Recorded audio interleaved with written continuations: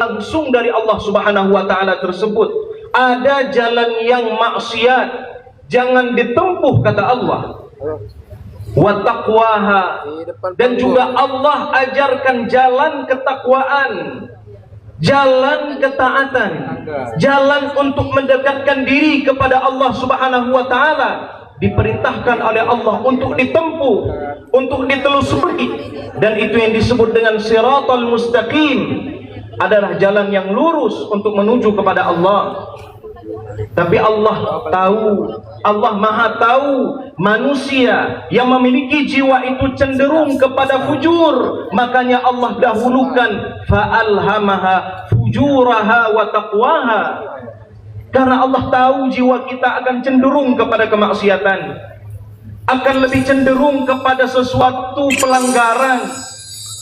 Maka sungguh kata Allah, qad aflaha man zakkaha, telah beruntung dan sangat akan beruntung bagi orang-orang yang senantiasa menyucikan jiwanya, senantiasa ingin bertaubat kembali kepada Allah.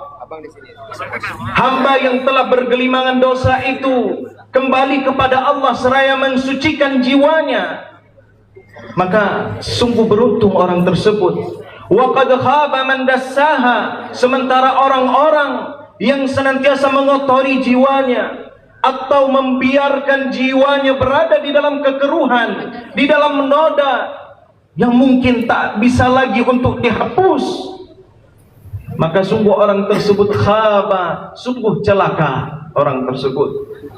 Hadirin hadirat yang dimuliakan oleh Allah Subhanahu wa taala, jiwa itu telah Allah ciptakan dan diklasifikasikan menjadi 4 jiwa jenisnya. Ada yang disebut dengan an-nafsul mutmainnah, yaitu jiwa pada posisi letaknya paling tinggi, jiwa yang paling mulia, jiwa yang penuh dengan keridhaan Allah Subhanahu wa taala. Kata Allah Subhanahu wa taala, ya ayyatuhan nafsul mutmainnah irji'i ila rabbiki radiyatan mardiyah. Kembalilah kepada Allah, baik kembali di dunia untuk pertaubatan atau kembali kepada Allah dalam penuh keridhaan. Itu nafsu mutmainnah. Hendaknya kita mencapai nafsu itu, atau kalau tidak bisa kita mencapainya, maka disebut alhamaha fujuraha wa taqwaha, yaitu an-nafsul mulhamah, nafsu yang telah terilhami, nafsu yang lebih cenderung kepada kebaikan, kepada ketaatan, meskipun beberapa kali juga pernah melakukan kesalahan, tapi dengan dominasi kebaikan terhadap keburukan, insya Allah kebaikan akan menghapus keburukan tersebut, maka jadilah sumul hama. Tetapi agak ada jenis yang ketiga yang disebut dengan nafsul lawamah, nafsu yang lebih cenderung kepada keburukan, meskipun ada beberapa persentase kebaikan, masih lumayan, tapi sudah didominasi oleh kemaksiatan. Dia telah terkotori, dia menjadi jiwa yang sudah sakit, yang untuk obati. Itu disebut dengan lawamah, karena dia akan mencela dirinya sendiri. Dan ada nafsu yang paling hina, nafsu yang paling rendah, yang disebut dengan an-nafsul ammarah. Kata Nabi Yusuf di dalam firman Allah Subhanahu wa taala, dalam cerita yang telah Allah gambarkan, kata Nabi Yusuf, wa ma ubarri'u nafsi innan nafsa la ammaratun bisu illa ma rahima rabbi. Yang namanya nafsu itu cenderung dia akan benar-benar terdorong, atau bahkan dia yang mendorong kepada keburukan, kecuali nafsu yang telah dirahmati oleh Allah Subhanahu wa taala. Hadirin dan hadirat yang dimuliakan oleh Allah Subhanahu wa taala, perbanyaklah doa kepada Allah. Allahumma ati nafsi taqwaha, Allahumma ati nufusana taqwaha. Ya Allah, anugerahkan kepada jiwa-jiwa kami ketakwaannya, yaitu rasa takut yang menyelimuti jiwa. Dengan rasa takut dia akan menjadi jiwa yang diselamatkan, dia akan menjadi jiwa yang terpelihara dengan izin dan rahmat Allah. Wa zakkiha anta khairu man zakkaha. Ya Allah, kaulah sebaik-baik yang dapat menyucikan jiwa tersebut, kita sandarkan jiwa kita, kita ikatkan kepada Allah Ta'ala. Hadirin dan hadirat yang dimuliakan oleh Allah Subhanahu wa Ta'ala, perlunya kita kembali merenungi dan kemudian menghayati hakikat jiwa kita ini. Seluruh kita memiliki anggota badan, dan seluruh anggota badan kita akan diperintahkan oleh otak, dan biasanya yang memancing otak itu untuk menggerakkan seluruh anggota badan adalah jiwa. Dianya adalah generator, dianya yang merupakan penggerak kepada seluruh aktivitas, baik itu yang buruk maupun yang baik. Tetapi Islam telah menetapkan ada amar ma'ruf dan nahi mungkar. Diperintahkan kita untuk berbuat kema'rufan, kebaikan. Diperintahkan kita untuk menegakkan yang namanya kebaikan, jalan yang telah Allah tetapkan. Dan kita diperintahkan untuk melarang. Tidak hanya kita mencegah diri kita, tidak hanya kita mencegah keluarga kita, bahkan masyarakat yang ada di sekitar kita, kita larang mereka untuk berbuat kemungkaran.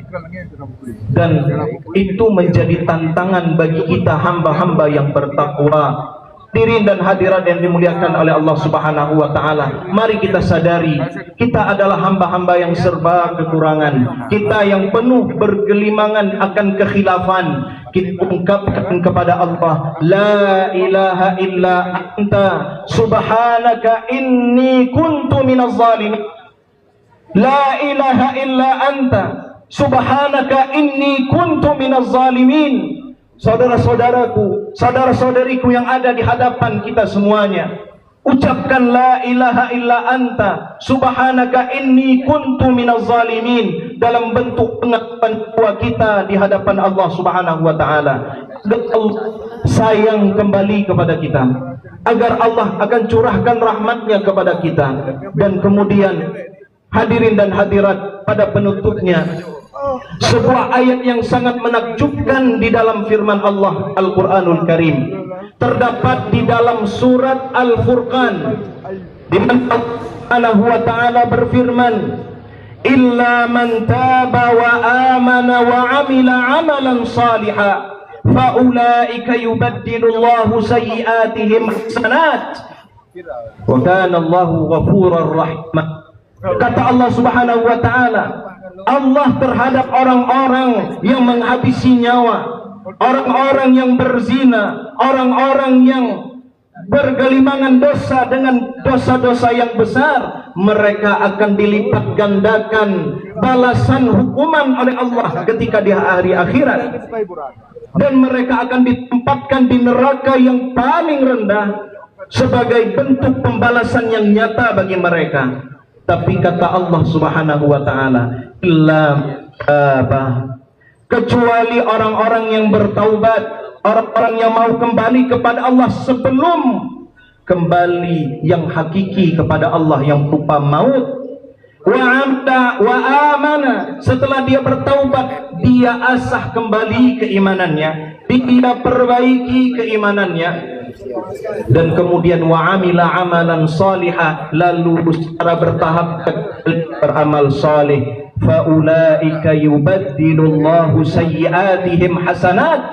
Maka Allah dengan taubatnya hamba tersebut, dengan keimanannya, dengan amal saleh yang telah ia kerjakan, semua kesalahan-kesalahannya akan diubah oleh Allah Subhanahu wa Ta'ala menjadi hasanat, yaitu kebaikan yang dilipat gandakan oleh Allah Subhanahu wa Ta'ala.